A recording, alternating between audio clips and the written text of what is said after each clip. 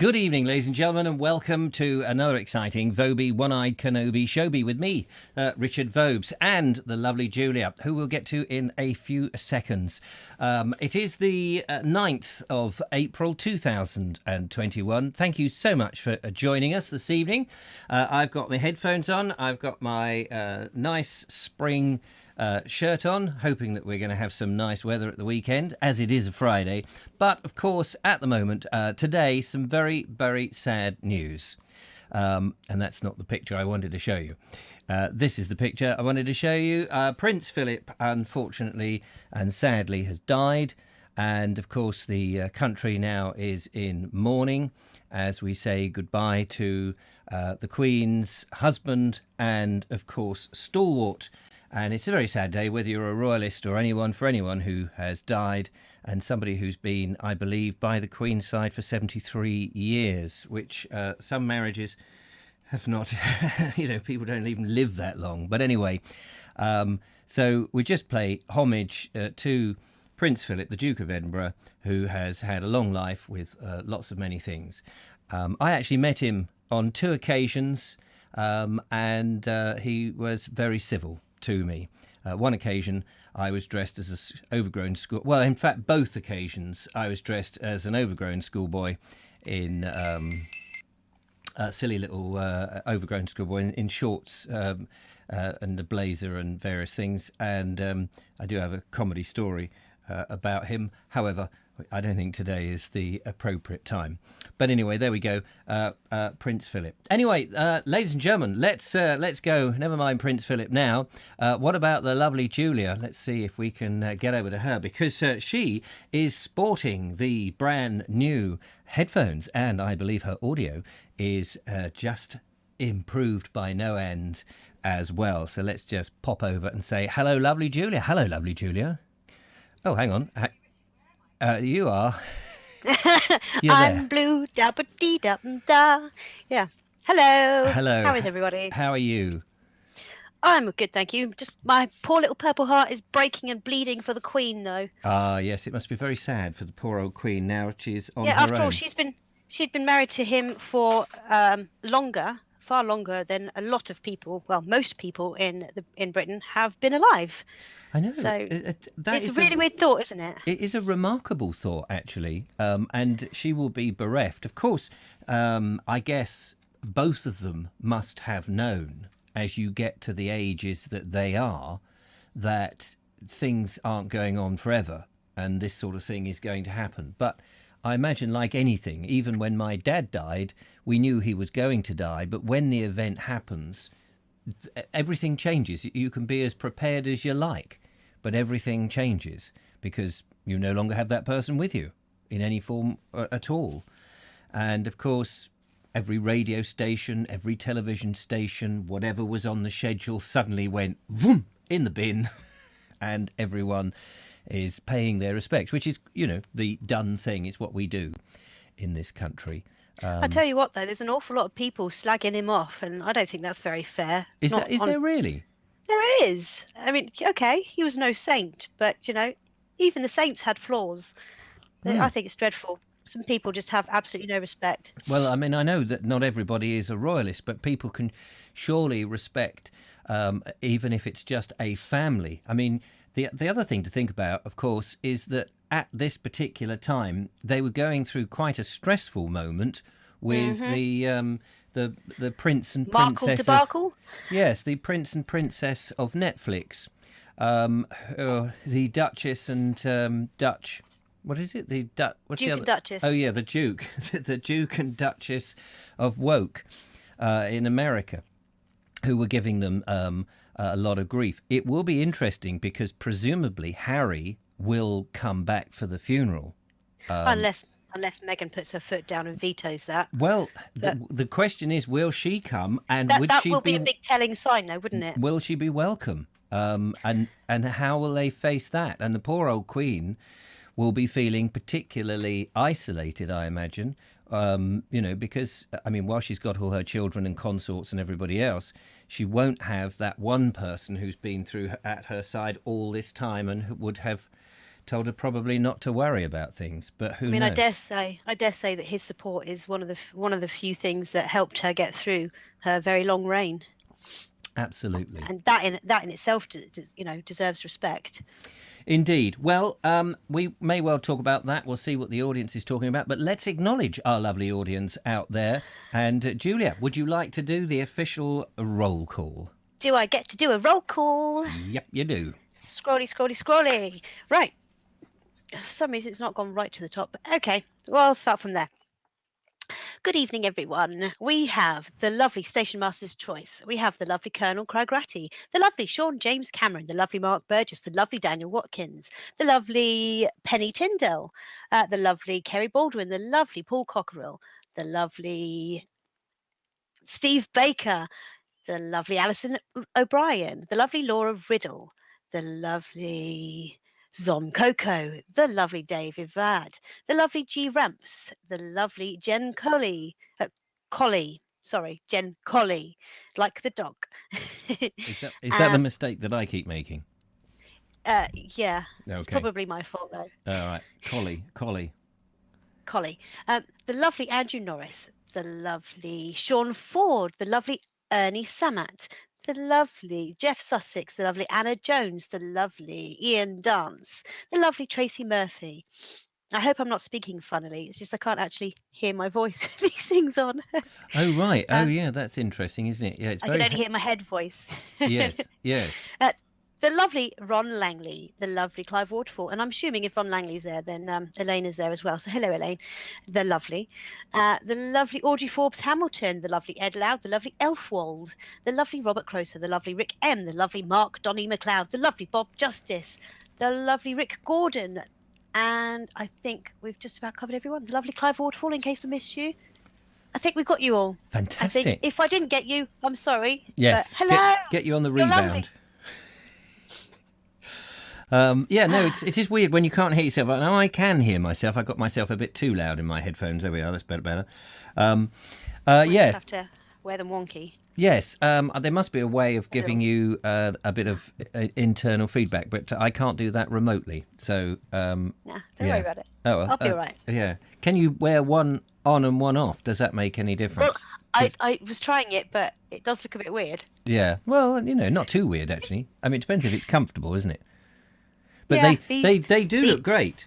Memory foam, it's so good. They look fantastic. I mean, you look like you're off one of the Jerry Anderson things, Space 1999 or something like that, UFO or something.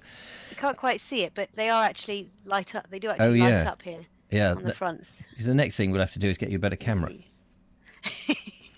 Yeah, this isn't actually my one either. It's a borrowed camera. Something borrowed, something almost blue. Yes, absolutely. So what is our lovely audience saying at the moment? I forgot Kate Evans. I'm sorry, Kate. I hope you are, if not out of hospital, I hope you're coming out soon. Yeah, because Kate was, the last time we spoke, Kate was enjoying the hospital so much. She was eating the lovely hospital food. She was being prodded by all the handsome hospital doctors. She was being looked after by the splendid nurses and the matron. Oh, matron, no, stop mucking him out. So I don't know whether she's decided to leave the hospital or whether it's just whatever it is that's wrong with her is just taking forever. Yeah, can I just point out, it's not that I forgot you, it's just that you didn't show up on my screen, so it's not my fault. Yes, okay. But yes, the lovely Paul Rampton, the lovely Elaine Whitelock, and the lovely Andrew Hulson, and the lovely Andy Dalgleish, and the lovely Kathy B, and lovely Paul Rampton. Did I say Paul Rampton? I have now. Yeah, I'm just looking at Brainwashed Chris's remarks. Says making inappropriate. Oh, was it? Were you going to say? You read it then.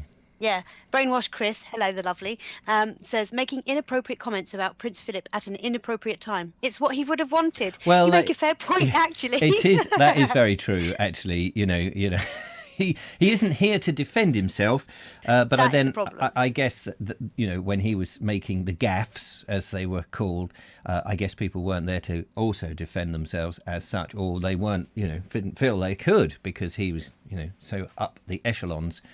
Up the echelons. Up the echelons. Have you ever been up the echelons? They're a big mountainous region in somewhere or other. Sounds hazardous. Now, Robert Croser says, wouldn't surprise me if she abdicated like some other foreign monarchs have in similar circumstances. I cannot see the Queen as a quitter. She has been here for all this time. I cannot see the Queen quitting. She would have quit, I think, if she was going to do that many years ago and given Prince Charles full reign. Poor old, I do feel sorry for Prince Charles, because, you know, he's only going to get hold of the reins for a few years, and then, unfortunately, he'll be popping his clogs. And then Andrew, is it Andrew the next one? Andrew will be on the throne for a much longer time. So I hope they've got plenty of loo roll for that. But who? Wait, no. What? Sorry, are you talking about after Charles? After Charles is directly, it's William. Oh, William. William. Yes, not Andrew. William, not Andrew. No, Andrew. Don't forget. Kids. Yes. I meant William. Andrew's nothing. Yes. No, Andrew's the black sheep at the moment, isn't he? He's in with all Absolutely. with the a supposed. Allegedly, if that is true, then... Yes, that's what he's doing. But no, I didn't mean Andrew. I meant William. William, the brother of Harry. Yes. Yeah, I mean, they've all got such traditional bloody names, it's easy to get them mixed up. If one was called Zebedee, it would be much easier to understand which one that is. I think Croatia has just swallowed his tongue. He says, Andrew? Yes, we got there. We got there, yeah, sorry. I knew who I meant. The one that's married to the nice princess. Yes. Diana's eldest son is the one I was thinking of, which is William. Yes. Yes. So after William, what's the name of their George. George. Who's got Archie then? Is that Meghan and... Oh, that's the Woke Brigade, is it? The Yeah. Royal Wokes. I've been down the Royal Woke. It's a very nice pub, actually, the Royal Woke. Used to be called the Royal Oak, but it's now... See what you did there? Yeah, do you see what I did there? Fantastic. I did. Did you hear the penny drop? I did. Ding. Sorry, I should have went...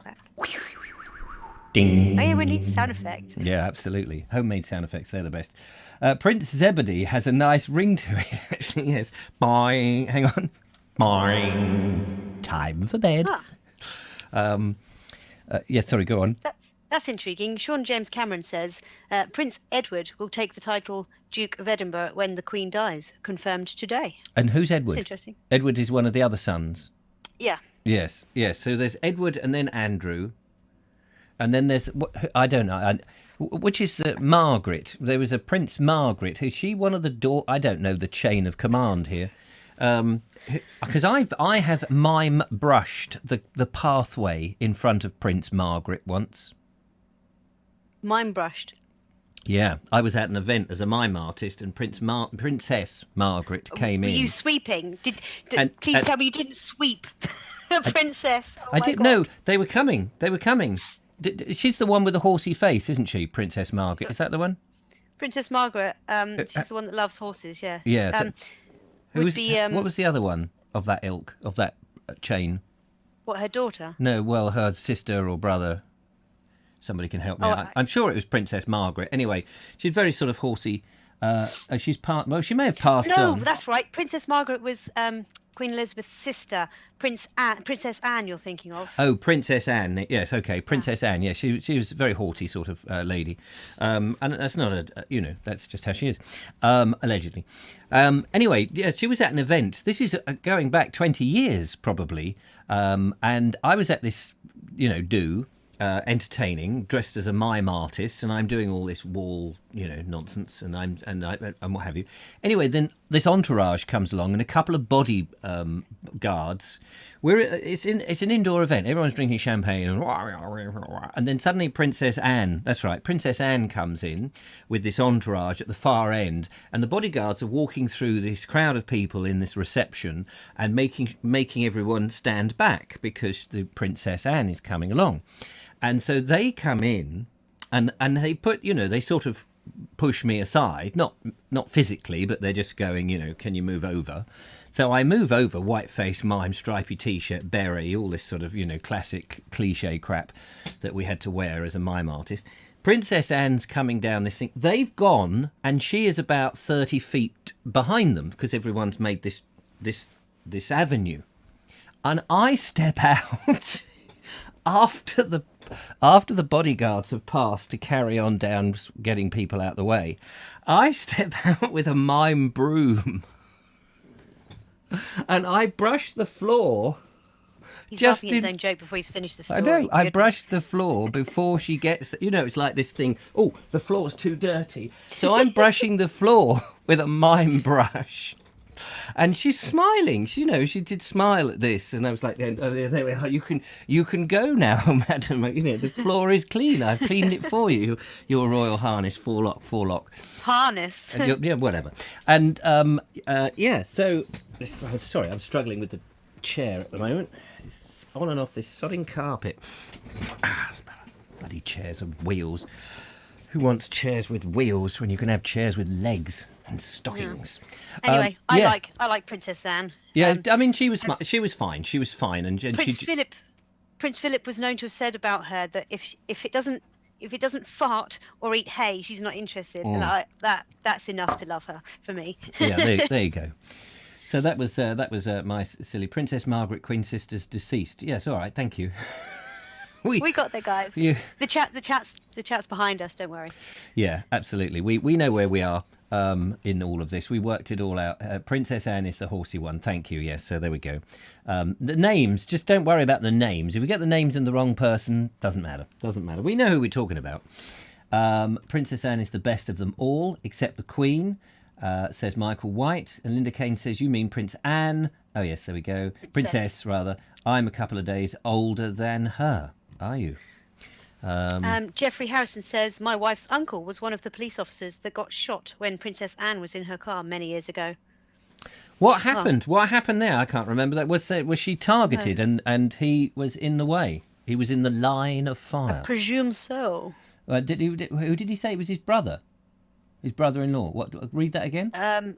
Wife's uncle. Oh, right. Okay. I get complicated when you go. Chris F. is not a royal fan. They are out of date.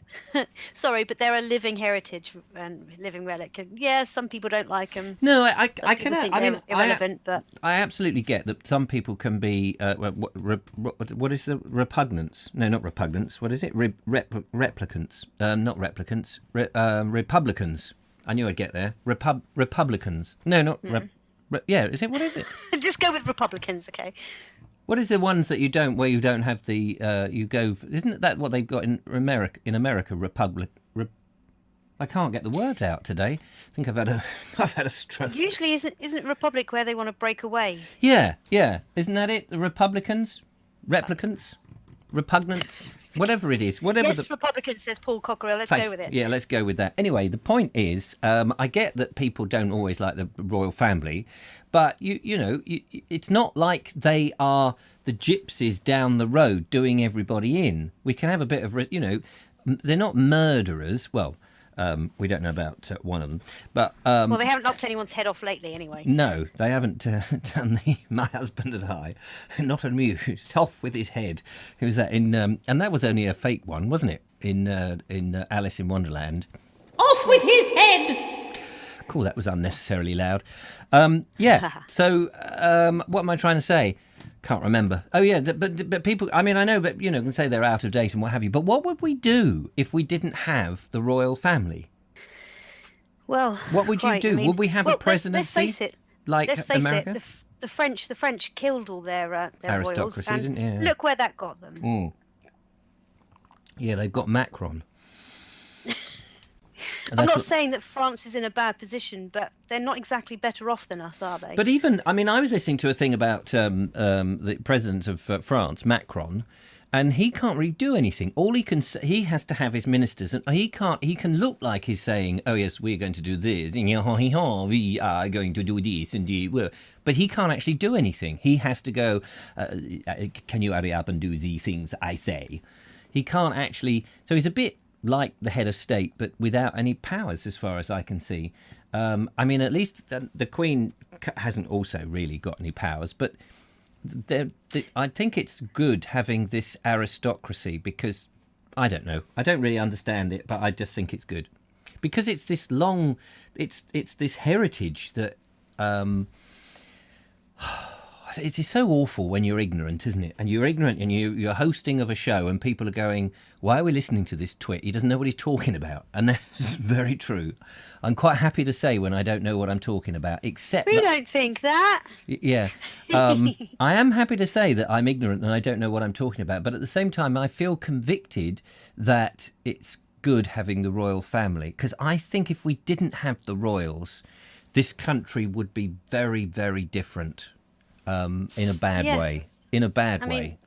Yeah, I mean, they are well loved around the world. I mean, say what you like about the Commonwealth, they love the Queen. They all honour the Queen. So I mean, as a head of state, it's nice to have. I mean, I think you know Elizabeth II has been exemplary as a queen. I mean, nobody can argue that she's been a bad queen. She has been exemplary, and she's been brilliant. Now, what Charles will be like, who knows? It's a bit of an unknown.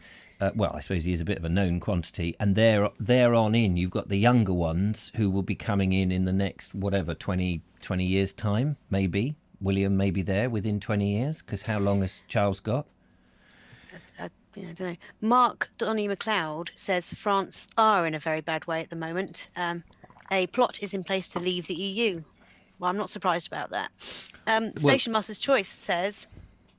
Sorry, were you going to say something about that? Well, I was going to say, yeah, I think they are. I mean, Laura Le Pen. Is it Laura Le Pen? Anyway, whatever her name, Le Pen. Or, as the French call her, La Quille. That's a silly joke. Anyway, whatever her name is, the Le Pen and her father, who's now dead, they've been very on the sort of right, and they've wanted to get out of the EU and all of that. And to be honest with you, I think I'm on their side rather than Macron's side. Interesting. Red Moon Conjure says, I wouldn't trade places with any of the royal family. Their lives are constantly watched, judged. They can't live a normal life, knit to a shop or whatever. I completely agree with you. And somebody else responded to that saying, and that's what Meghan didn't like, said Ron Langley. Exactly. But it just annoys me that she claims she didn't know what the royal family entailed, and yet she seems to be fairly obsessed with the Princess Diana thing. And sadly, she's just full of lies, allegedly. Yeah, the more she opens her mouth, the less respect I have for her. I used to defend her before I actually knew anything about her. So, sorry, just a moment. Hang on a minute. Hello. Oh, it's the lawyers of Meghan Markle. Yeah. Oh, you want to complain? She's cancelling us. Yeah, we've been sorry. As soon as anybody talks about her, she's got a lawyer. She's got a bank of them who are there spending that £14 million that Harry. It's all right. We'll point Piers Morgan at her and shove him. What did you say, Piers? Yeah, you have a right to free speech. You keep telling Eric. He's got no rights. Michael White said Charles wants to bring back feudalism. I think it's about bloody time. I don't know what that is. Well, that's the thing where you've got the Lord of the Manor and everybody else is subservient to the Lord of the Manor. But actually, I know this is going to people aren't going to like this, but I think there is some merit in hierarchy. I think it's very difficult when everybody wants to be the same as everybody else, because you know what? We're never going to be the same. I've only got one eye. You've got two eyes. We're never going to be the same. It's just the value of a human. That's where I worry. The value of each human is the same. Yes. Well, I think a life is a life. Yes, but I don't think you'd ever. If you brought back principles of feudalism, I don't know. I always think of these lords. You might go, okay, they're filthy rich and what have you, but actually they gave people a lot of work. There was, there was a lot of land. Loads of people were working on that land. Okay, the Lord got rich, and he had so many rights, and you could say all of that's wrong, and you could change all that in a modern day. But for everybody who worked, every man that worked on the land was a family that Lord was supporting, and there was jobs for everybody because everybody wanted the jobs. We've got rid of all of that, so that same land is now being parcelled up. And it's just in private ownership where people don't employ anybody other than to fix their fence and to sort of put on a new patio and a conservatory on the end. So hold up a sec. Yeah, holding up. Sean James Cameron says, today is also the 16th wedding anniversary of Charles and Camilla. How did 16 years go past so quickly? Well, I think it was 365 days and then another 365 days. That blows my mind. How is it 16 years already? But there was an interesting comment I was going to say from Station Master's Choice, if I can scroll you back up to it. The Queen still retains the right of veto for any act of Parliament. It is an extra safeguard, even if a monarch never uses it. Yes. But it means the Queen is listened to. Yes, and the Prime Minister has a weekly conversation with the Queen. He has to go up there. And I have to say, I could never imagine Jeremy Corbyn having that conversation with the Queen. I mean, my goodness, what world would we be in? But Keir Starmer would be, at least he'd be a bit more respectable. Not that I'm a great fan of his, because he's Mr. Flip-Flop, sit on the fence. I mean, more sitting on the fence than Corbyn ever did. Not that I'm saying that I'm in favour with Boris at the moment. He is. I think Boris is going to be up against. I think he's going to be the first to get castrated when the what's the name hits the fan for all of this. When it all comes out in years to come, it'll be a bit like Tony Blair. Everybody will just call him whatever names comes up, like people say about Tony Blair as being a mass murderer and what have you for... well, Tony Blair did so many bad things. Let's not even get it. We won't get into politics, but just expressing a view. And maybe we should have a video to get going with. What do you think? Yeah. Can I do a couple more comments quickly? Yeah, of course. Yeah, do them. Rick Gordon says, Prince Philip was a shining example of duty, dedication and commitment, something certain others could learn from. Absolutely agree with that. Absolutely agree. And Penny Tyndall says, I may be the only American that hasn't watched the interview, the Oprah interview. Well, I may be the only Brit that hasn't watched it either. I don't want to. I've seen bits of it. That's enough. Yes, I don't. I mean, I've seen enough to think I don't want to know. Poor about little it. Archie is the only good thing to come out of that. Bless him. At the moment. There's going to be another one. It's a little girl, I think, isn't it? Yes, no, but what I mean is at the moment... That's so not fair. I want a girl. But these young things grow up into opinionated older people, and they may not be as great as you imagine with parents like that, unless they revolt, which will be fantastic if they do, and go, do you know what, Mum and Dad? You are not a shining example of what parents should be. But I'll have some of the money if you've got any left, because you seem to be suing everybody left, right and centre. Dear, oh dear. So there we go. However, let us go into the video box. We have 1, 2, 3, 4, 5, 6 videos to get through this evening. I don't want to play them all at the last minute. No. So let's just nip in and see what we've got. We do that this way. Wilf Myers has been out and about on the snowshoe trip.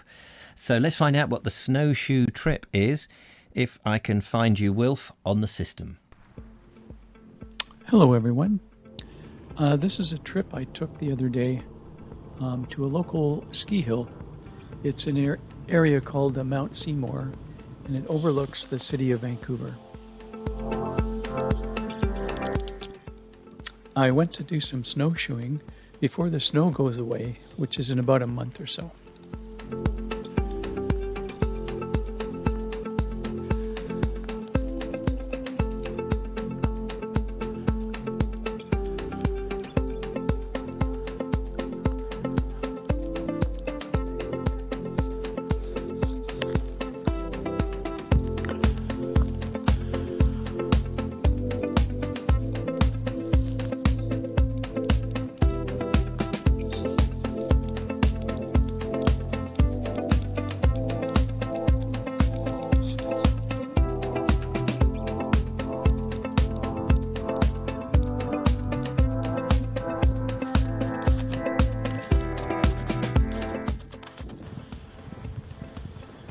It was cloudy and misty at the top, but the clouds finally did start to lift.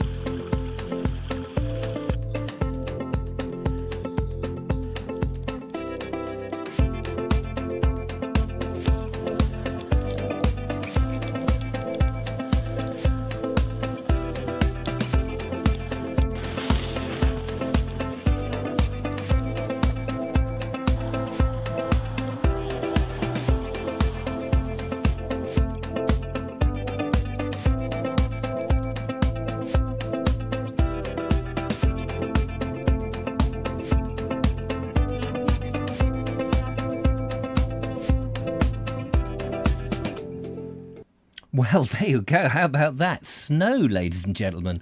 Lovely, lovely snow. Luckily, we've managed to get a shot of that over here, haven't we, Julia?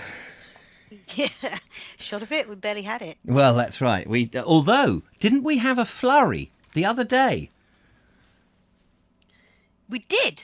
I mean, it shocked. Sorry, there was that moment where it's like... Wait for it. Processing. Reaction. Shut up. Get out of it. I'm sorry. Leave me alone. It's not fair. I know, you were reading stuff. But we had a flurry, didn't we? I mean, it was a ridiculous... I lit my Essie, the wood-burning stove in my kitchen, at about, I don't know, 3, 4-ish, something like that. And I stepped outside, because there was a bit of smoke. You know, there's always a bit of smoke with the Essie. Stepped outside like this, and then there was this flurry. And I thought, oh, it's snow. And I remember messaging you going, here, Julia, I've just seen some snow. And then I went back in and I thought, oh, no, it's not snow. It's just ash. I've just lit the Essie, haven't I? And it's ash coming down. And then a little bit later, I went into the supermarket that's near me and I came out and it was coming down a bit more forcefully, but not much. And then you said, oh, it's snow. Yes, that's right, because I was out in the garden as well. At that time, I've been in and out of the garden all day with Joseph, and suddenly these things coming down. I thought for some reason it was a little cloud of those tiny little flies or midges or whatever, and then I suddenly realised, wait a minute, that's snow. What the actual? It was snow. What the actual bleep? Yeah, so there we go. Fantastic. Thank you so much, Wilf. Very nice to see all that snow and those skiers and what have you. Lots of lovely comments about it. Most of them saying, nice snow from a distance. From a distance. Who sang that song? From a distance, I can see the snow. A female singer. From a distance, I left to stay because of COVID. From a distance, I'm going now into the distance. She's gone. Very pleased. He's gone. Bette Midler. Bette Midler, did she? I was I was thinking of some TV star from EastEnders or something. Did it? From a distance. It's every time I hear that phrase. I don't know who originally did it, but I'm looking at. It looks like Cliff Richard has done it as well. Oh right. Oh, fair enough. Sean James Cameron says, love the video from the hallway. Thank you very much. Video from the hallway, yes. I have read your comment. I haven't answered all the comments, but thank you very much. Somebody said I'm going to have a blue plaque on my house at one point. Yeah. It'll happen one day, I reckon. I don't think so. Well, I reckon so. Josephine Suter says, that voice was rather lovely. From a distance. Just a minute. Hang on. I've just tangled up. Wait. Let me do it one more time. That's right, sir. From a distance, I can sing of you. From a distance. Not you, Eric. Not you. Everything, please. Josephine didn't want to hear you, Eric. She wanted to hear Lauren, whatever. It was Lauren somebody or other, wasn't it? Lauren McLaughlin or something. Lauren McLaughlin. Nancy. No, but I'm sure that Josephine Suter would like to hear Eric's catchphrase. Catchphrase? What's your catchphrase? What do you want for dinner tonight? I'll have a bit of everything, please. Yeah. Oh dear. It's time for some music. Are you into a bit of music? I am into a bit of music. Are Well, you into a bit of music? I am into a bit of music because hang on a minute. Is Ray 68 out there? I've seen him there somewhere. Not in time for the roll call, unfortunately, but he's there. Oh, marvellous, because he's sent in, Raymond has sent in some more of his music with the little concert, the Wurlitzer. I mustn't call it a Wurlitzer because it's not a Wurlitzer, but it is it goes down a whirl. Anyway, I've lost my place now. Sorry. Sean James Cameron says, at the Vobes show, maybe you should use this opportunity to tell us what you would like for your funeral. Richard. Oh, right. Oh, okay. What music wise or I don't know. Is it whole imminent? arrangement? I don't know. Is it imminent then? Well, I certainly hope not. No, well, I hope not too. Funnily enough, I've got a vested interest in it not being too soon. I apologise now, but I think I'm going to sneeze soon. Oh, okay. It's gone. Ladies and gentlemen, the sneeze of the evening has been sponsored by Julia Hartley. However, It's a shy sneeze. I mentioned it and it's gone. Oh, and there we go. It's gone. It'll hit me in a minute. Oh, good. Hit me. Ow! Oh, Go away, sneeze. hit me with your rhythm stick.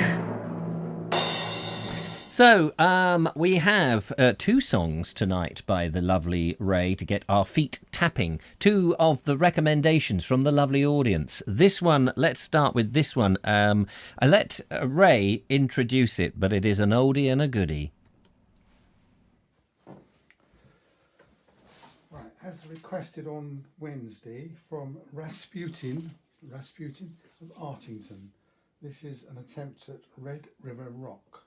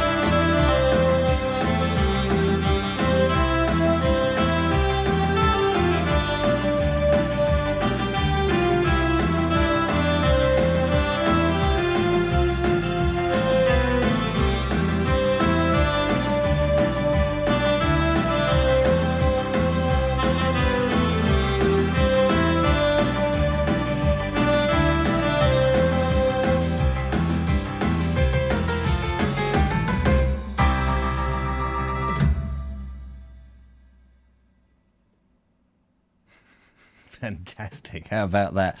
There we go. That was the Red River Rock, played by Raymond. Thank you so much, Raymond. That is amazing. What did you think, lovely Julia? I'm muting. That was great. I was having a good old jig around. It was fun. Yeah. Did you jig? I did. I was tapping on the desk. Hey. Yeah.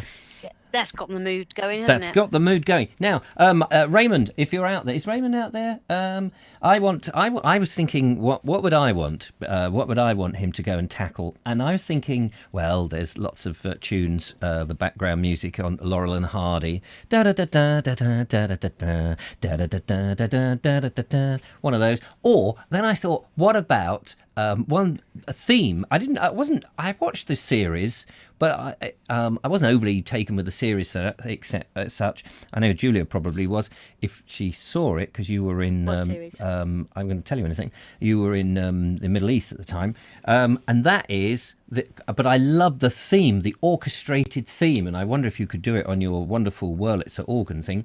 It's not an organ; it's a keyboard. The theme to Black Beauty. Oh. Bum, I didn't see it at the time. I saw it years later.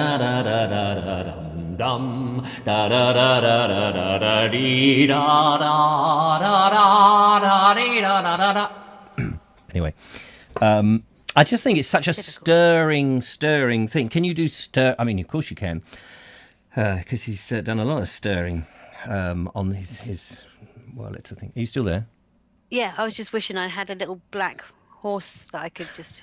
Oh, yes. Wait, where's Lloyd's Bank when you need it? Oh, my purse isn't in here. Damn it. Never mind. Damn it! Yeah, I don't want to flash. show off my card number anyway. Yeah, I was going to say, flash your card up. Look, there's my card. Everyone steal from me. Hey, I've Yes. got nothing to steal anyway. Freeze Never mind. frame. Oh dear, I blame the shirt. Thanks very much. Yeah, It thank is you. loud. It is my loud. fault. But I like it. Otherwise, the theme to the 1960s film, The Battle of Britain. There's Ray says he will try Black Beauty. oh, try Black Beauty. That would be fantastic. Yeah, the Battle of Britain theme is another favourite of mine. There's Sir Walter not Walter Raleigh, but Walter Walton. What's his name? Walton. What's his name? Andrew Norris will know him. And the other one, who did many of the themes. And the other theme. Here's another theme. I love this one. Here's another theme. The original theme to the Margaret Rutherford character of Miss Marple. That's a brilliant theme. Do do do do do do do do do dee dee dee dee dee dee dee dee dee dee. Oh, it's fantastic. Oh, superb. It's my kind of music. I'm not so much into the pop music, am I? I just like the theme musics and as soon as they start singing, it sort of gets in the way, really. You're not really into pop music. Me, however, I like some pop music. Like Dua Lipa, she was the thing last year. I'd gotten into her music. Did you? I'd be so lucky. I got into her music in 2018, and then late 2018, early 2019, and then 2020 was her year. She just exploded. She did amazing album. Well, I think it's amazing anyway, and it did really well in the charts and what have you. But at the moment, I'm completely obsessed with Miley Cyrus. Absolutely loving her. I'd like her to be my future wife, actually. Miley Cyrus, you probably have no idea. Have you heard of oh crikey, what was it? Hannah Montana? No, you never heard of Hannah Montana? Who's that? Is that a character? Sounds like a Disney it's the film. character she played. It was the thing that launched her career. But it was all very controlled and everything, and hence she went a bit haywire once she finally got free from that contract and is doing her thing. And I absolutely love her for being her and doing her thing. Talking to people doing their thing, Kerry Baldwin says that instead of Margaret Rutherford's Miss Marple, which was a sort of, a camp version, if you like, she preferred the TV series with Joan Hickson. And yes, Joan Hickson is a much more withered woman, I suppose, and you wouldn't want to be on the wrong side of Joan Hickson. I don't know whether she's still with us, but she did make a very good detective. But I grew up watching those black and white films with Margaret Rutherford and what's his name? The police chief, the actor who was in those black and white films. I'm trying not to say Tickner Edwards. That's what I thought you were going to say. Yeah, but it's a name like that. Somebody look it up. Who was the police detective in the Miss Marple films, and who was the actor? Not Alistair Sim. It was and I tell you who I think he was also in Catweasel as the father in the series. If you remember that. I mean, I know I'm a bit of an old fossil, but Catweasel, what was his name? Margaret Rutherford in Bly Spirit. Yeah, that's true. She was very good in that. I'm just waiting for somebody to come up with the name. Oh, Alistair Sim. No, it wasn't Alistair Sim. No? It was definitely as soon as it comes up, I'll know. No, not Ronald Shiner. I'll have to go and look it up, won't I? But it looks like Josephine Suter and I will be going for a date to see Miley Cyrus when she's next able to tour in the country. Yay! It's on, Josephine. Definitely. And Elfwald says she's Billy Ray Cyrus's lass of Achy Breaky Heart fame, Richard. She's what? Say that again. Don't break my heart, my achy breaky heart. I just don't think you'd understand. That the guy who sung that, his daughter, is Miley. He's not even listening now. Charles Tingwell, there we go. Thank you so much. We've got a phone call coming in. Sorry, I was just looking it up, but somebody beat me. Yeah, Charles Tingwell. Hello, caller. Welcome to the Vobes Show. Hello, Richard. Your face was a picture when Who's that? Julia started. He's very You didn't quiet. see it. You didn't see it come up on your phone. Is it Steve? It is. Yeah, I thought I recognised it, but I didn't see it come up. Can you hear, Julia? I can hear. Yeah, just about. Yeah, your face was a picture when Julia started talking about Miley Cyrus. Oh, was it? I agree with you, Julia. She is amazing. And then there was a pause. Did you hear Sorry, that? just Julia? about. Sorry, you're talking about Miley Cyrus still? Yeah. She's amazing. She is, isn't she? I mean, she's just so true to herself, and I love her. I think she's brilliant, Yeah. and so does Josephine. Loves her too. That's great. Sorry, who are we speaking to? Because I couldn't quite hear you. To start with. It's Steve Baker. I'm just trying to work out why you can't hear, because I thought we'd sorted that out, but I did unplug a few things the other day. I've turned up on my headset so I can hear you louder, and I can hear. Okay, Steve well, now. I'll keep quiet. You have a chat with Steve. Oh, bless So- her. So what I was saying was, Richard's face when you said Miley Cyrus, he didn't have a clue who you were talking about, did he? So he didn't have a clue who I was talking about. No. No, his face was a picture, wasn't it? Oh, it was So I brilliant. It was still can't brilliant. actually hear you very well. I'm so sorry. And her dad was Billy Ray. That's it, Billy Ray Cyrus, because she was actually not. Her name was from birth was different, if I remember. Miley Cyrus. Is that Oh. her? I've just put her on the screen. Is that her? Yes, that's her. I'm not so fond of her mullet at the moment, but do you know what? Well, you mentioned something a bit weird. Then you said that you wouldn't mind her being your wife. I My wouldn't. future wife. Yeah, well, I wouldn't mind having an afternoon with her. I can tell you that much. She's a very lovely looking lady, I tell you that much, and she's got a phenomenal voice, which is only well, it's aged with her, you know. She's been through a lot. How of old is she vocal- now? She does look like the age of my daughter. That's the only problem. She's 20 something. That would be a 27, I problem, think. Richard. No, 28. Oh, 28. Oh my gosh, she was born in 92. She's older than my son. What is she wearing here? Not a lot, which she's quite well known for. Yeah. Yeah. Wrecking Ball, Julia. I have to say I that is came in like a wrecking ball. Sorry. Yeah. that is a similar costume to what I wear when I go to bed and retire. You know, I put on my spangly see-through number. Richard, have you worn that down to the nightclub on the end of the pier at Worthing? Have I? Yeah, many times. That is the. My goodness! Look, we're I'd going like to to get. see you in that one. We're going to get banned. Julia, who's her godmother? Say again, darling. Who's her godmother? Who's her godmother? Oh, her godmother, yes, is the wonderful, the one and only Dolly Parton. Exactly. Yeah. And they've got a really close bond as well. Miley and Dolly actually, you know, communicate quite a lot. But even when they don't, you know, when they do, it's meaningful. And I love that. Dolly's had a big impact on Miley's life. And, you know, in some ways, I think Miley wouldn't be who she is without Dolly's input. But I think that's fantastic. I have to say, my sort of pin-up is. God, what are we going to see? That's this is more my sort of pin-up. Good I old. don't even know who that is. Margaret Rutherford, I see. Yes, Margaret Rutherford. Oh my goodness. There we go. Oh, I can't. Was see it now. Alistair Sims was the one that played the female part, wasn't it? In the Saint Trinians? Yeah. Yes, Alistair Sim played there. But I was thinking of Charles Tingwell, just to bring this back to some sort of normality, which was this chap here. If we can get a picture come up. Oh, we did get a picture come up. Who people may recognise. Very handsome chap, rather dapper, sort of handsome chap, bit like me, really. Oh no, not at all like me. This is so titchy. Is that a bit bigger? That's an older one, a younger one. I think he's still with us. There he is. Is he?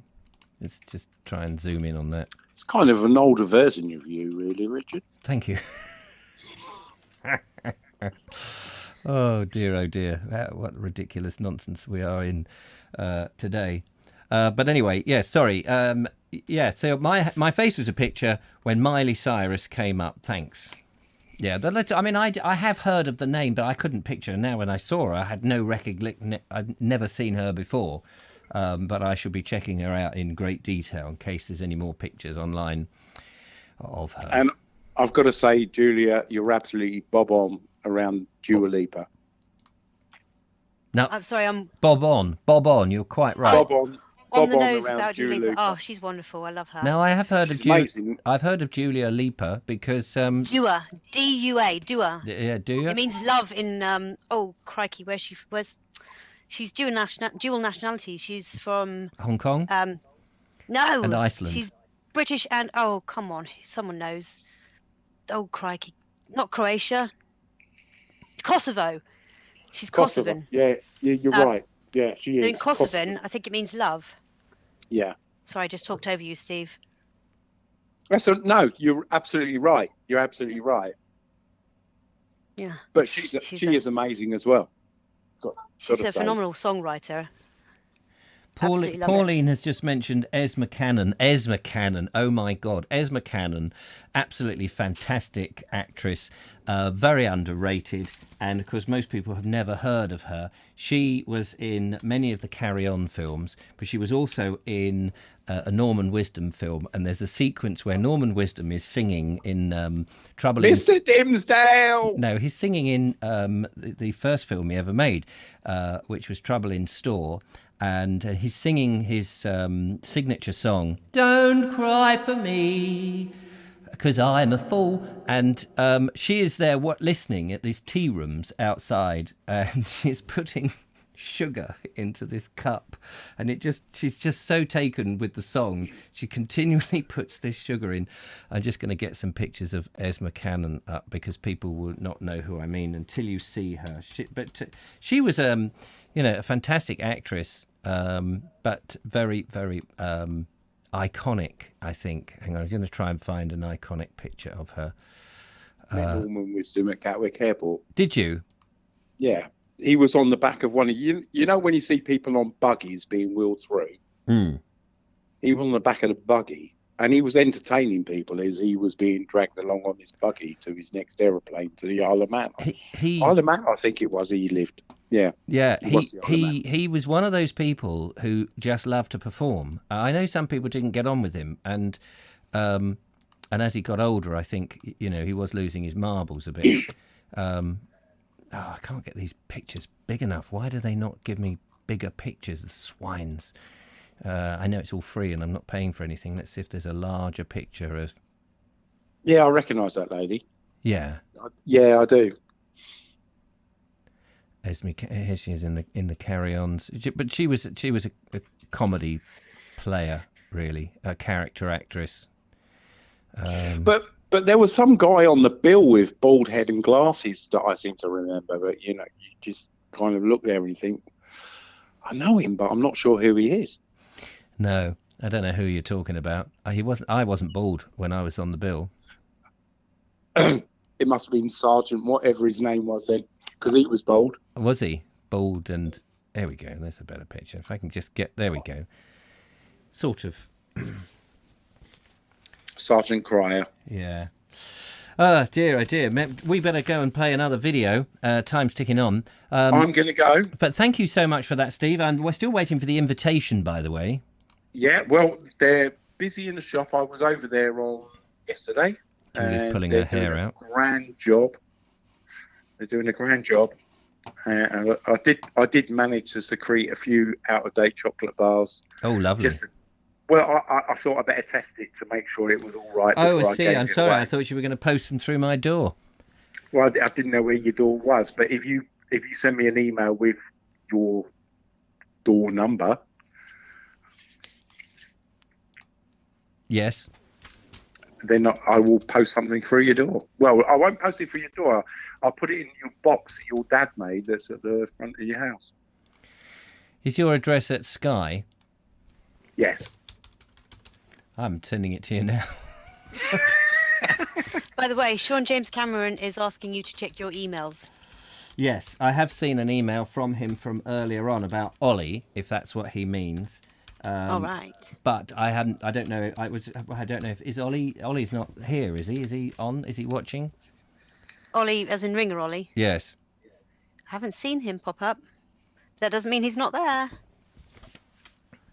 Bells for Philip is what I've got here, but that's the only one I've got.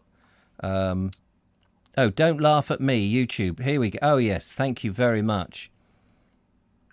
Richard, Julia, I'm going. Yes, I've just sent you an email of where to post. I've seen it. Oh, it's already come up. I know what that road is. Yeah. I'll go and check to see if it's all there in a minute. Yeah, Good give to me hear some from chance. you. I'm glad we share some fab music. Take care. I will talk to you soon. Take care. Look after yourself. Bye. Bye-bye. Fantastic. Yes. Thank you very much to Steve Baker there. We're going to play another video. We're going to play another video in. I've just pressed a link. I didn't mean to press the actual link, but here is the picture. Let me just see if I can get the picture up. This is the actual sequence that I was talking about where Es McCannon is putting this sugar into the tea as Norman Wisdom sings, Don't cry for me, because I'm a fool. La la la la, la da da da, la da, la da da da da. Interesting. I don't know ever anybody listened to Desert Island. What's it called? Desert Island Wobblies. The Desert Island Discs that Norman Wisdom was on the BBC on Radio 4 a few years ago, well, many years ago. He was on it. I think out of the 8 records that you get, I think, if not all of them, 7 of them were his own records. I think he was losing the plot by the end. Bless him. I wrote to him. I wrote to Norman Wisdom, and I have somewhere a letter from him from a theatre that he was working, and it basically... I wrote when I was in my early 20s, I think, when I was 18, 19, 20. He was a bit of an idol of mine. And I wrote to him, and he wrote back. And he said, I was 18. I was 17, 18, I remember now. And he just said, keep working. Don't worry about the money. Just keep doing it, and eventually something will happen. And that was his message. Because I said, how do I break into it? What do I do? How do I get there? And he just said, just keep going.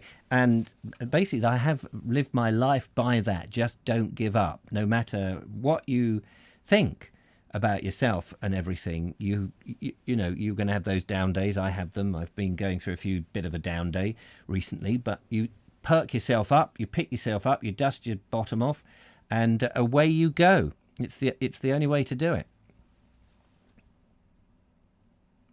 Isn't that right, Julia? That's right, Richard. Time for another video. Smiling and nodding. Yes, smiling and nodding. Time for another video. That was the keyboard there of the one and only Raymond. We are going into Richard and Anis's garden now with our special spy cam to have a look at the garden visitors. This is Richard and Anis McGowan up there in Cumberland, or Cumbria as some people call it, and to see who has been visiting their lovely garden.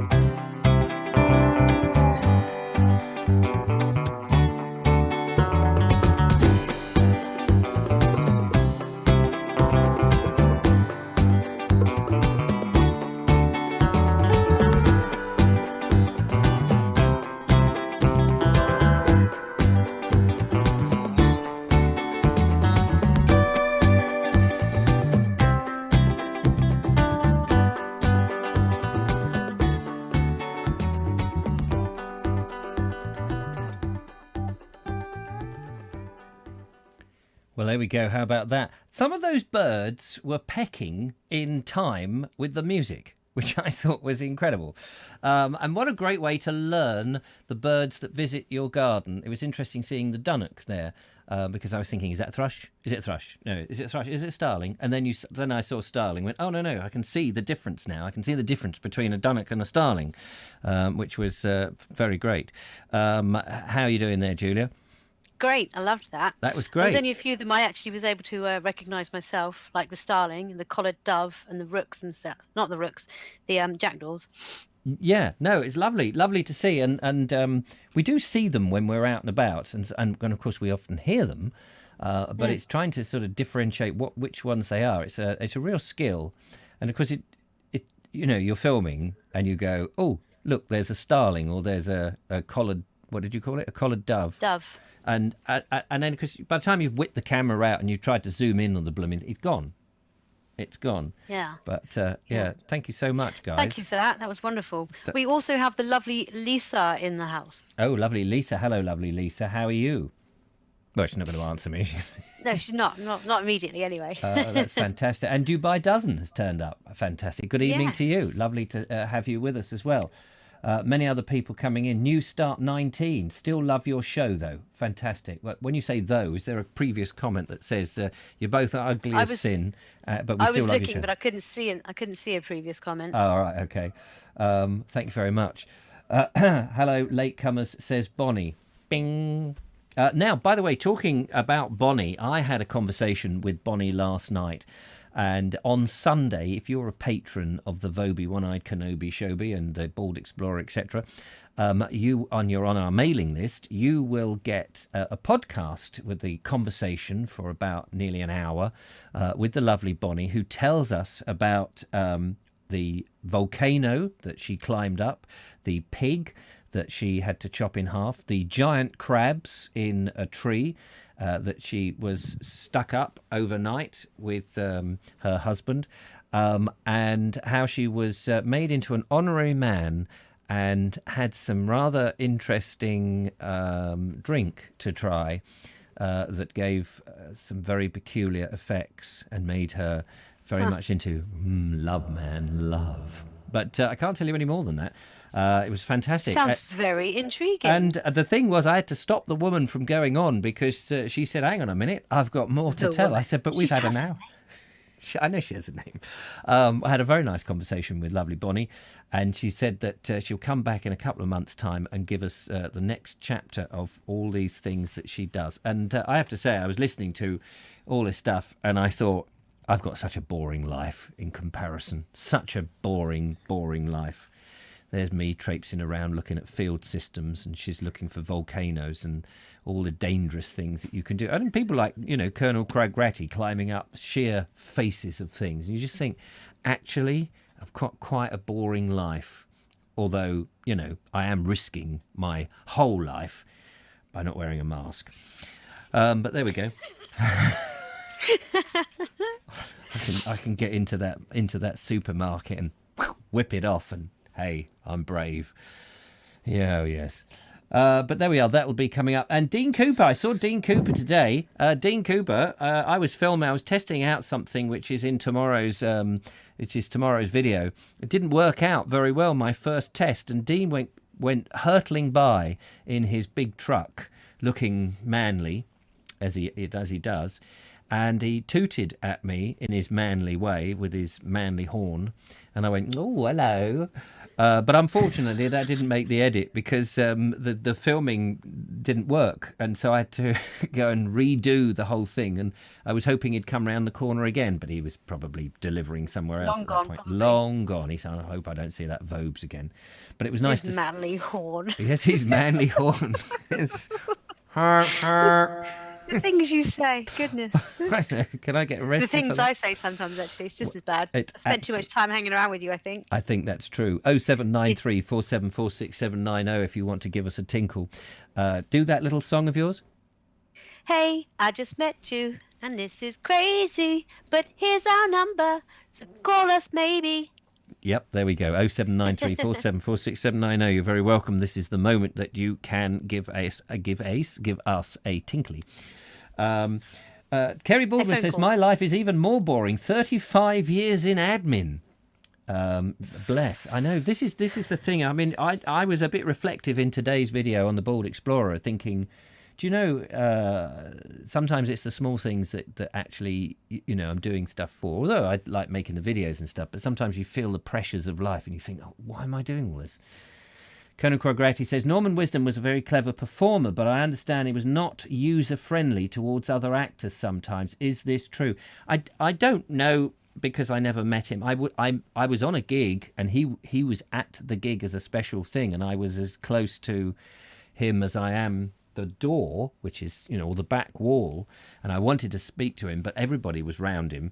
But I have heard that he could be difficult, like so many of these. Terry Scott was another one.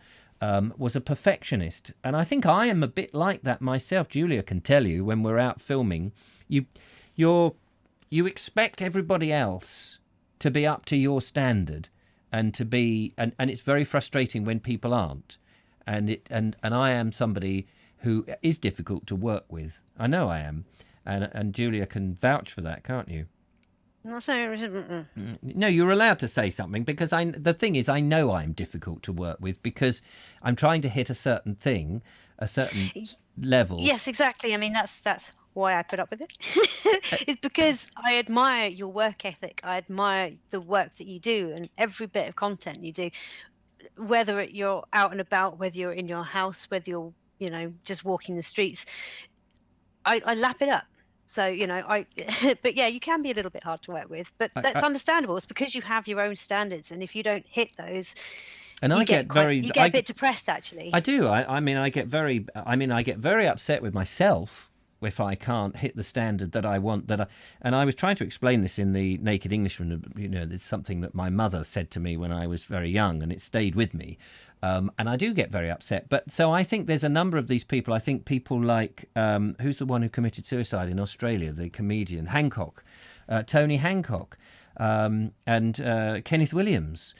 Sometimes, you know, you hit something. I mean, Kenneth Williams, I don't know if anyone's read his diaries, his autobiography or his thing, when he's going, he did something, and he never, this is one of the things that, and I don't put myself in that thing because I'm so low down on the scale. I'm irrelevant to it. But some of these, but I can understand that sometimes when you do something very well, like Kenneth Williams could just go, oh no, stop knocking him down, and people would laugh. He didn't feel he was achieving anything, and yet the audience lapped it up and they loved that. And the stuff that he thought was good, nobody was that interested in. And Norman Wisdom did the same. He tried to do some straight rolls, and nobody wanted to know because they liked Mr. Grimsdale. This is Grimsdale. They're breaking all our bones. And sometimes the audience don't help you. They do because they make you. It's like Tony Hancock had it absolutely going for him with Hancock's Half Hour, and he was hilarious. And Galton and Simpson were writing his material, and he could interpret it and he could say it, and he was just a genius at it. But he felt, because he could do it without thinking, it wasn't a skill. It wasn't. He felt he had to conquer America, and he had to. I read his autobiography, or his biography. I can't remember whether it's auto or whatever. But and you know, it's so difficult because you don't know. Sometimes you don't know when you've hit the level that's right, and you're trying to because it's too easy. And I know Tommy Cooper felt similar, that he people couldn't take him seriously because he just made people laugh because of who he was. Not like that, like this. And people would just and it's very difficult. Paul Cockrell says that Hancock's mistake was getting rid of his right. Yeah, because he didn't like Eric. He didn't like not Eric Sykes. Kenneth Williams, because he thought Kenneth Williams was sending characters up and not being true, and he was trying to find the truth of comedy, and it got very deep. And this is one of the troubles. And some people do. Benny Hill, when he was axed from Thames, He fell apart. He just kept eating sweets, and he had a heart attack and died in his flat. He never spent the money. They went round his house, and he had uncashed checks from years back and drawers full of money. He didn't need the money. He just wanted to perform. That was his thing. And there's some performers that are, you know, they're alive to do what they do. They're not, you know, the money and the fame is really irrelevant. Yeah, like Glyn Horton says, Robin Williams was another troubled comedian. I was thinking of him as well. Yeah, I mean, I didn't know him. You know, you're right, because he committed suicide, didn't he? Yeah. So it's. I mean, it is very sad. Sid James, he sacked. Oh, he sacked Sid James, did he? Yeah, because he. I mean, I think also. The other thing is the vain thing, the vanity thing, and it's very difficult to throw that. Leonard Rossiter was difficult to work with, apparently, because again, I mean, genius, but difficult to work with because he expected everybody to know their lines and to be on the ball, and because he you know, he did. But the vanity thing was, and I think Hancock suffered from this. It was his show, and other people were getting the laughs, and yet all of that, the ensemble thing, is part of it. That's why the carry-ons were so good, because it was, you know, it was nobody was the key player. You'd go, yeah, you like Bernard Breslow just as much as you like Sid James or Charles Hawtrey or Joan Sims or Sylvia. What was the other one? Not Sylvia Sims, but you know, they were all Hattie Jakes and all of that. That's what made it work. Oh, cheerful conversation. No, I mean it's a fascinating conversation. It's you know, artists and performers, and I'm sure it's the same with people like who's that one who chopped his ear off, and Beethoven and people like that. Van Gogh. Yeah, Van Gogh had enough. And Starry, starry night. Sorry, that was about him. All right. Yeah, so I think, you know, it is a very difficult and a lonely road sometimes. Ed Loud says it's ultimately very strange how so many people who bring so much joy to others often have the saddest struggles in their own minds. And that is very true. It is, you know, Benny would eat a lot of beans on toast, as many who he took home as guests would be fed beans on toast, but Benny was so lovely. Yeah. Sorry. Take over. Yeah. No, thank you. Because sometimes it's difficult for me to read. I was difficult to work with. Does that mean I'm a genius? Says Bonnie. Yes. Yeah, I don't think it worked quite. You know, it's not one and the other. Yes, she's a genius. Yes, you're a genius. Very entertaining in the podcast that we record. There have been many performers, says Colonel Cragratty, actors and singers who look fine on the screen, but have troubled lives and friendships off stage. Simon and Garfunkel had many breakups and problems with each other. I think, I mean, one of the things is that unlike many professions, is you give so much, you open yourself up to a lot of a lot of criticism and you know, I mean, that's why sometimes, and Julia said it, you know, sometimes, Richard, you get a bit you know, don't look at the comments because you get a bit hurt by them, because you're trying to make everybody happy, but you can't, but you still try to make them happy, and that one person in the audience who's frowning and everybody else is clapping, you don't notice that everybody else is clapping, you just see that one person frowning and thinking, why didn't you like it? What have I done wrong? And it's so skewed, but it's, you know, it's the fact is that it happens. All of Fleetwood Mac, were unhappy? Oh, no, there was a lot of breaking up and making up and swapping and breaking up and making up and cheating.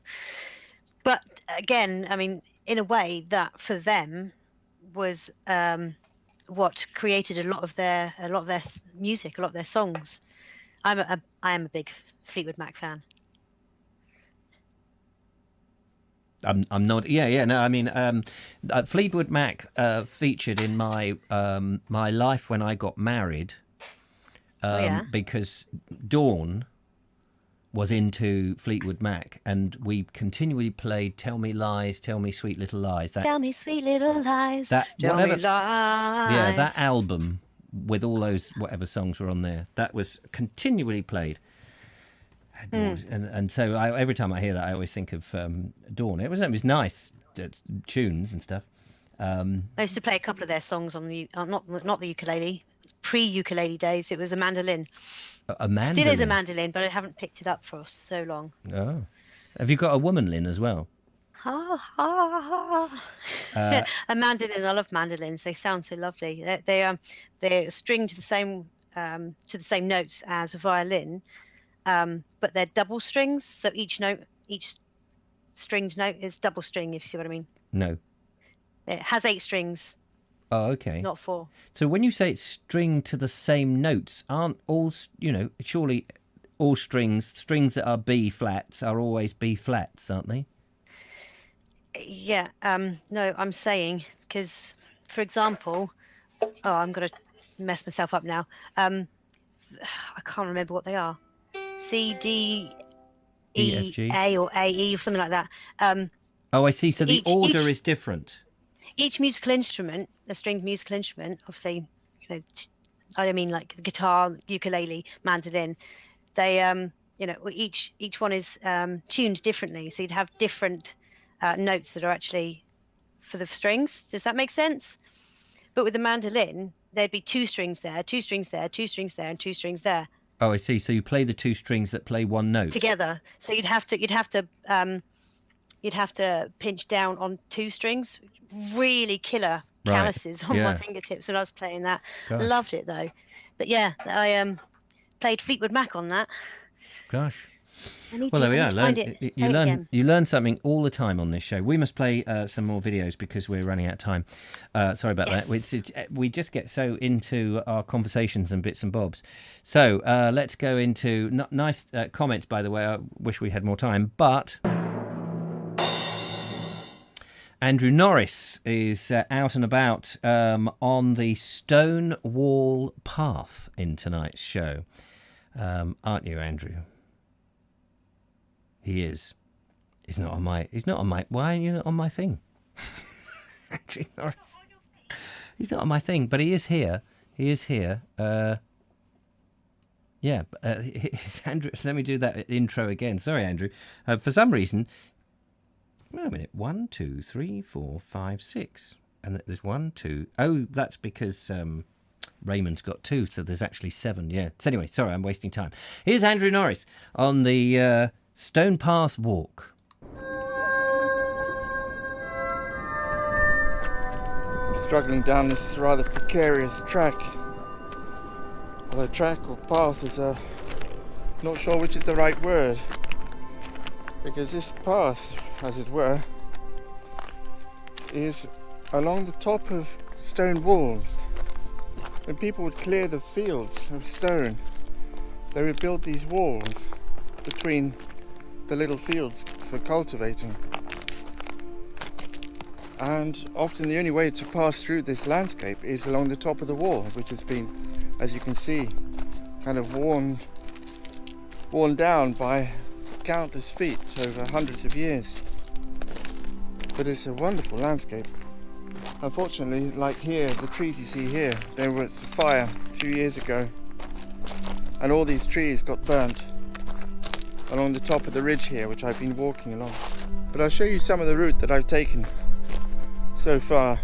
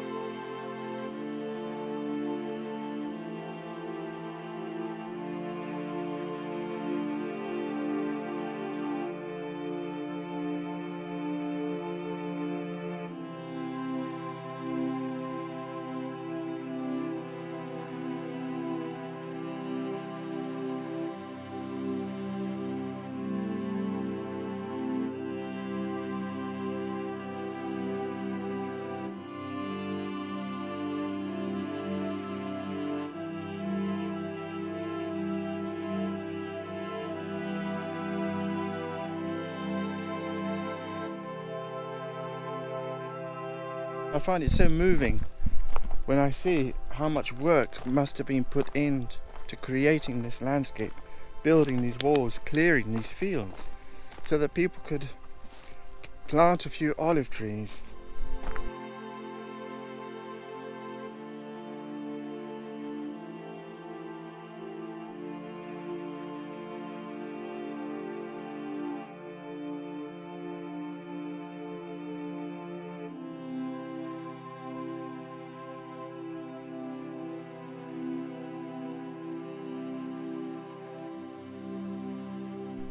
Look how well this olive grove has been maintained. Over there is the oil factory, which converts all the olives into olive oil. So now we've reached the end of the path, as it were, and arrived at the track that leads to the oil factory. Very interesting that, ladies and gentlemen. Thank you so much, Andrew. Whenever I see your landscape that you share with us, and it's so wonderful to see it, I get this, I don't know how true this is, but I get this very odd impression that, I mean, if it was in the UK, all that land would be built on. It would be, you know, claimed by people. So people would have had ownership of it. It just seems that it's sort of, people were there in their hundreds or thousands doing all that wonderful stone walling, etc., and those farms near you and the houses, and then something, it's almost like a lot of the times I feel like, was there a plague and everyone has just been wiped out, and you walking in this landscape that nobody seems to want to live in, and yet it's so amazing and beautiful and ideal and everything, and it's almost like you're the only one there. It's like, you know, 21 days later, but without buildings in it, and you're the sole survivor. Is that, am I got the wrong end of the stick? Is it just that you don't film when everybody else is about, or what's happened? Was there a plague, and did everybody die out? Absolutely lovely and fascinating to see, wasn't it, Julia? It was wonderful as usual, and lovely to see the lovely Zorro too. Ah, yeah, absolutely. Fantastic to see the lovely Zorro, of course. Yeah, no, very interesting. Very interesting. We're going to be a bit behind. I want to finish the videos off because it's the weekend, so bear with us. Of course, if you have How many have we got? We have Bernie, and we have Sean James Cameron, and we have another musical number to end with. Fabulous. So that's all. We've got the loop 3 to get to, but we're going to finish on our journey round Eastbourne. So we're going to go from the wilderness that is Croatia out there by the sea with those beautiful islands, those little sort of humpback islands that were just floating out there in that blue azure sea that we just saw. And we're going to go down to the, what would it be, the Edwardian town, Victorian Edwardian town of Eastbourne. I don't know whether this is late in the evening as sun is going down, because the sun seems to be getting lower and lower in the videos with Bernie now, or whether it was really, really early in the morning. But whichever way, we love watching these videos. So we're going over to Eastbourne with the wonderful Station Master's Choice. Oh, hang on. He'll ask for a repeat fee if he gets it more than once, you know. That is the problem. Right, here we go. Bernie, take it away.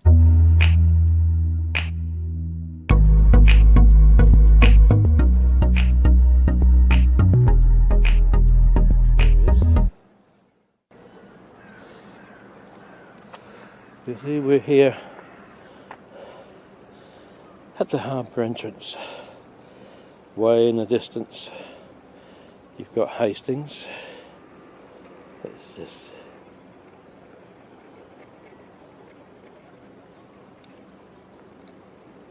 probably going to be too hazy across there because of the sun. But anyway, we've seen that view before, and there in front of us is the Martello Tower that we saw at the end of our walk to the sewage tower and beyond, where the old lifeboat, that Coast Guard lookout tower was. That, I've now found out, is Tower 66. And with the Wish Tower being Tower 73, there would have been 6 more towers between there and the Wish Tower, which gives a bit of a lie to the fact that I've always understood they were 3/4 of a mile apart, because that would put too much distance between them. So I'm guessing in areas like this they were only half a mile apart. But looking out to the harbour entrance, you see the safe passage out, especially I suppose now at low tide, is marked by those buoys. There we are, and the water is beginning to drain out a bit now. There, see?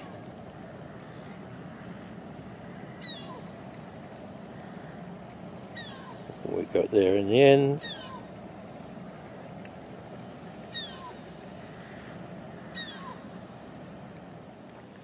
And there he is.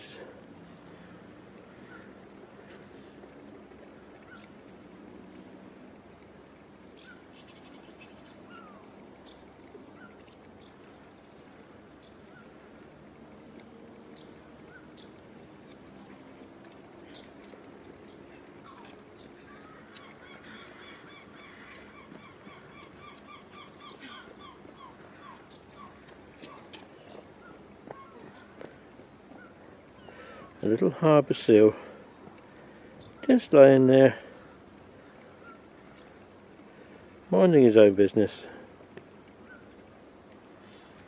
or her own business.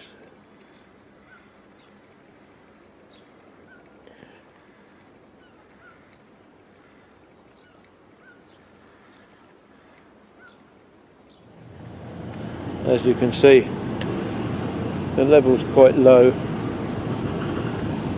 The gates are opening.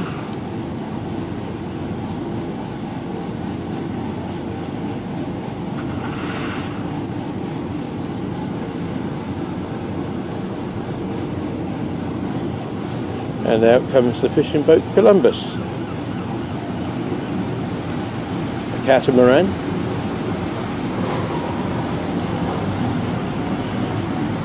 And boats are registered with the letters NN here for New Haven. Interesting. Thank you so much, Bernie. That was interesting. I was noticing in the we were trying to.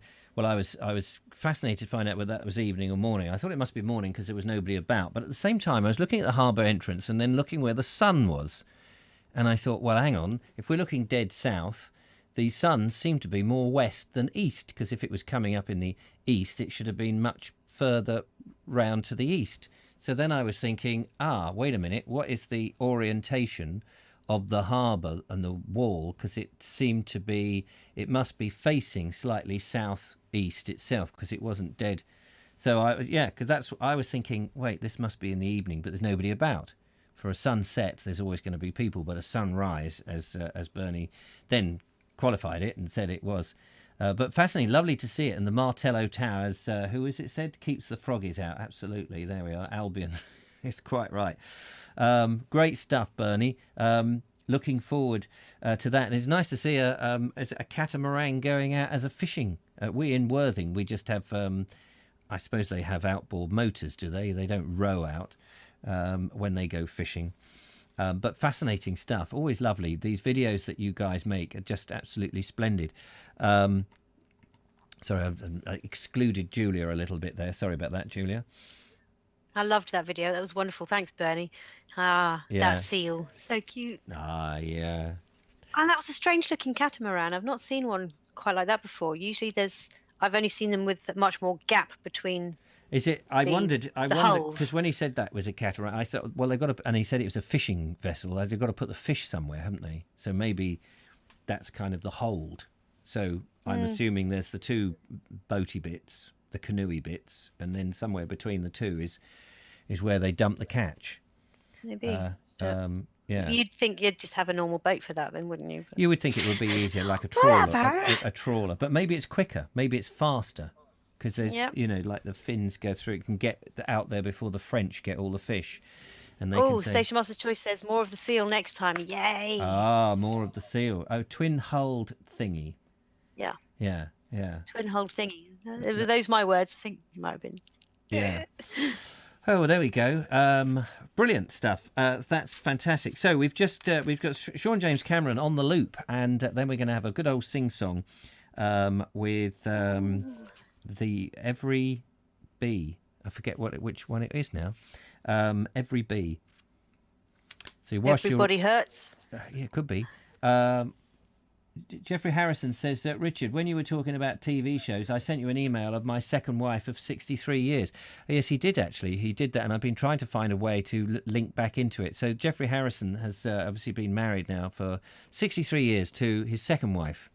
Here she is. How lovely. Is that Marina? It is Marina, yes. Hey, I got it right. Yay me. Do I get a brownie point? You do. And can you name the Jerry Anderson TV series she came from? It's in there somewhere. It's not Stingray, is it? Oh no, sorry, I was singing Captain Scarlet. I meant Stingray. Yeah, that's right, Stingray. Stingray. Because you were singing Captain Scarlet. Yeah, well, I was just I was there trying to tease it out of you. As soon as I was going bum bum ba-dum, that's not the right tune. But then I realised anything can happen in the next half hour. Actually, that was quite a good impression. I don't think anything can happen in the next half hour. Half hour. I don't think I ever saw any Stingray. Even to this day, I don't think I've seen any. What, with Troy Tempest and Phones? Thunderbirds, I've seen plenty of Thunderbirds. Well, I don't know, Troy. I think we're going to be in trouble. I don't know, Troy. You do know Troy, you're just talking to him. Gee, I don't know, Troy. Oh, they were the days. They were the days. Anyway, never mind all that. My friend, we thought they'd never end. We'd sing and dance. Yeah, I was in the wrong key. Oh, right, fair dues. We'd sing and dance I'm always in the forever wrong and key. a day. I'm in the wonky. Yeah, you're always wonky wonky. donkey. Yeah, thank you. Right, okay. Oh, So, Wonky Donkey, love that book. do you want to go have a quick walk around London? Yes, please, let's go. Let's go in the loop, shall we? Thanks, Bernie. A little bit of Bernie's opening theme tune. It's a nice theme tune, that, Bernie. Must nick that opening chord. And now, ladies and gentlemen, it's all good fun, but must carry on. It's time for a little bit of Sean James Cameron. Once you've navigated your way through Morrison's car park, find these bollards, and then we go out onto a busy road, so take care as you cross. And this is Wheatley Terrace Road, but we're not going down there. We're going to take a sharp right up this straight here, and then when you get to the top you turn left and the street gets a bit busier. So before we continue down the road, if you want a drink, stop off into Premier there, because we've got about half a mile to walk down this road. Like I said, it's really busy, so take care. Now all along this stretch are what we used to once call scrap metal merchants, now metal recycling companies. And because I'm basically walking through an industrial site, that's why it's so busy, so take care with things coming out of the side of these pounds. But I have been told by people that this is possibly the most boring part of the entire walk. So it's a bit like a test. If you can get through Erith, and it's really boring from the point of view that there's not a lot of greenery to see for quite a while, until we get back down to the Thames, which will be there quite soon. I've got some water with me, so I might stop and have a little drink because it's really rather hot today. Now the road takes a right down there to Manor Way by the roundabout, but we're going straight on. But just before we do, I just wanted to point out, of what's to the side of me, it's that wind turbine that we saw from down the start. And when you're up close to them, they're absolutely massive. But we're heading straight on. in the direction of the yacht club. So that's the road I've just walked all the way down. I think what surprised me is you get so used to being in central London with things being so clean.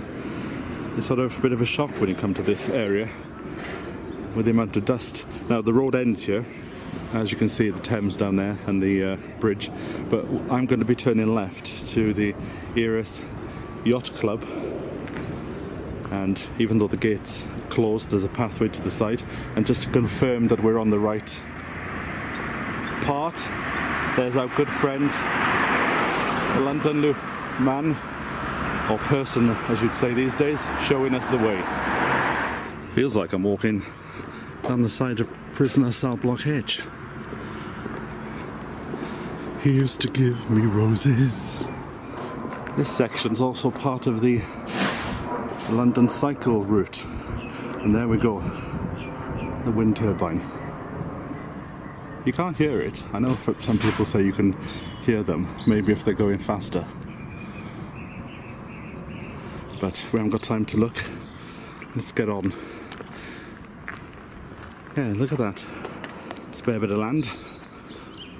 No doubt houses will be built there in a few years. There's so many good services in London to get rid of your rubbish. It's surprising people will dump. Look, there's a toilet there.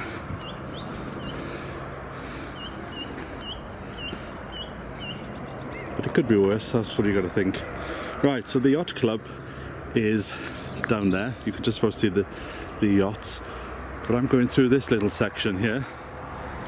Oh, good job I'm on a diet. And here we are on the Thames cycle route. Also the Thames Path and the London Loop. Good job. I'm on a diet, he says. That did make me chuckle. Thank you so much, Sean. That was fantastic. Lovely, Julia. They're having us look. Yeah, the muck and the stuff that's dumped on the roadside. Julia and I went for a walk in the countryside, didn't we? When we were down on what was that walk that we did down? Binsted. Yeah, Binsted Woods, and just off the path, people had fly tipped a whole load of stuff. Not anything like the quantity that was dumped there. And then you, Sean, said, oh, well, it could be worse. That's what you got to think. I thought, well, that's pretty grim, isn't it? It is pretty grim. Sad times when you've got to try and be positive about a bunch of fly-tipped crud. Yes, absolutely. Oh, dear, oh, dear. Robert Croce says, never happens up here. No, they don't get up to Cumberland with their sausages. By the time they've got up there, they've tipped all their flies all over the place. Ramiboo says, I saw that, Julia and Linda, when I watched Back End. I'm not quite sure what that's about. Nothing happens up here. Oh, never happens up here. I think Lisa was talking about the weirdness that's going on with the likes, because we did hit 47 likes earlier on in the show. Oh. Then it dropped down to 45. Then it went back. Dropped down to 35 and rose slowly back up to 45, and then dropped down to 29. Now we've got 37. So let's see what happens. So what's going on? Are people liking and then unlike it? Can you unlike once you've liked? Yes, you can. So as you go through the show, people are going. It seems very unlikely to me that all these people are liking and then taking that like away. Oh, right. So I think something funny's going on with YouTube, because a similar thing was happening on Wednesday when you were on the show. Yeah, I did. I think people mentioned that, but I wonder perhaps what we need to do is right at the very end of the show, everybody hits like, so we get how many people are watching? About 112. If everybody then hits like then, and then we end the show, there's no chance of it going down. I don't know, really. It might work. It might work. I don't know what it really means. I mean, if Lisa says hers unliked itself. If the algorithm has come to life, this is the end, isn't it? This is where the robots take over. In fact, now it's YouTube is making its own mind up. The AI is here. It's making its own mind up whether it likes things or not like things. And maybe there's certain phrases it's just reading in people's text and goes, oh, I don't like the sound of that. Unlike. We now have a down like. Oh, we now have a downlike. So maybe all the downlikes are YouTube. But, you know, that makes one feel so much better if you could just philosophically go, no, everybody loves it. It's just YouTube irrationally puts downlikes on. That makes life so much easier. I won't commit suicide tonight. Bless him. Sean Ford says, I'd like it 100 times over, if that helps. Bless him. You'll be here all night. Because there'd be a battle on. Some YouTube algorithm is going, no, take it off, take it off, take it off. Is it you, Eric? No, sir, it's not me, sir. I'm not doing nothing, sir. Well, about time you did something, isn't it? Archive the show or something. Oh, very good, sir. Yeah. Gee, I don't know, Troy. That was phones. Gee, I don't know, Troy. Oh dear. Smiling and nodding. Yes, smiling and nodding. I make myself laugh. Deborah Martin, hello to you. I'm watching on my TV and it showed I liked it. So you never touched the thing. This is on my phone. It showed I hadn't liked it. They are linked and it doesn't usually happen. Blimey. Thank you very much. Michael White says, don't break my heart, my likey heart. Dear, oh dear. Well, never mind. Anyway, ladies and gentlemen, it's time for a bit of a foot-tapping end to the show and the start of the weekend. Thanks to the lovely Raymond and his wonderful keyboard. Not a word. And I'm very much looking forward to next week's bum bum bum. I'd love to see how that works on the keyboard. But we have tonight, ladies and gentlemen. No, we don't have that. That's not Raymond. That's not Ray. I do like that. I just love that note. That's very good. What have we got? Oh yeah, I don't know I can't remember now what it is, but you may be right. Come on, Raymond. What is it? No, it's not that. Stop mucking about. Stop mucking about. Where are we? Every move. Every move I've written down on the keyboard here. You know what that is? What is that one, Julia? Ah, yeah, that's it, Sting. Stingray. Oh, no, not that Sting. Yeah, sorry. Anyway, play the music. And for Audrey Forbes Hamilton, The Police and Every Breath You Take. Try this one, see how this sounds.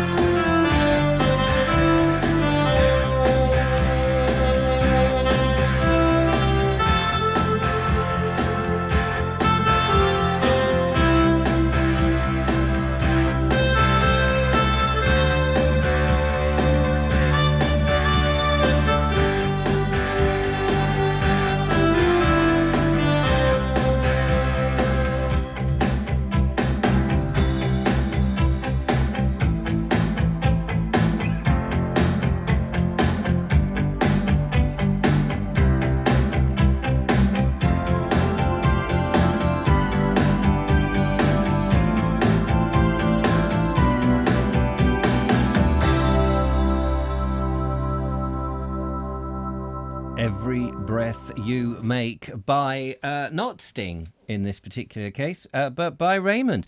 Thank you so much, Raymond. We thoroughly enjoyed that, didn't we, Julia? Absolutely. Absolutely. And what a brilliant way to bring tonight's show to a close. Sorry we have overrun, but you'll have to thank the Duke of Edinburgh for that. Yes, very sad situation. Bless him. But we hope that you have a fantastic weekend. Thank you so much, everyone, for joining us. Thank you to Julia and her Thunderbird-like headphones, which have been just fantastic. I think they're great. What do you think, phones? Gee, I don't know, Troy. And so it's been wonderful. Thank you to Judith, who's been out there looking after everybody and making sure it's all good, and for all those wonderful people tapping away. To Wilf Myers for his snowshoe trip, to Richard and Anis for their garden visitors and all those birds. It was fantastic to see that. To Monsieur Lenori for the stone wall path, and to Bernie for down there for the beautiful morning sky in Eastbourne.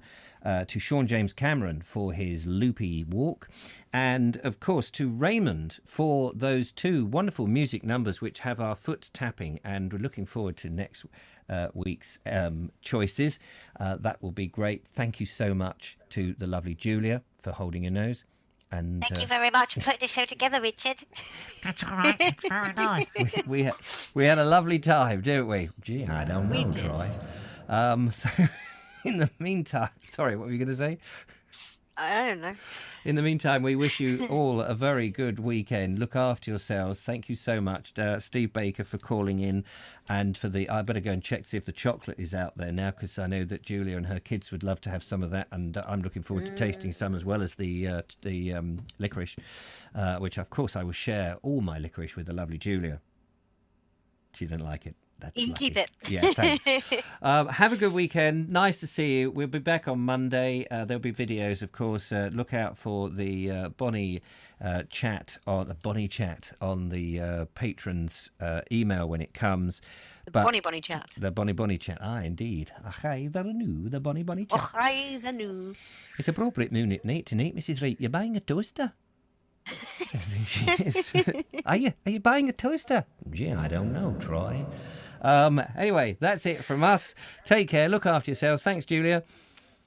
No, everybody have a lovely weekend. Have a lovely weekend. Take care and see you Monday. Bye.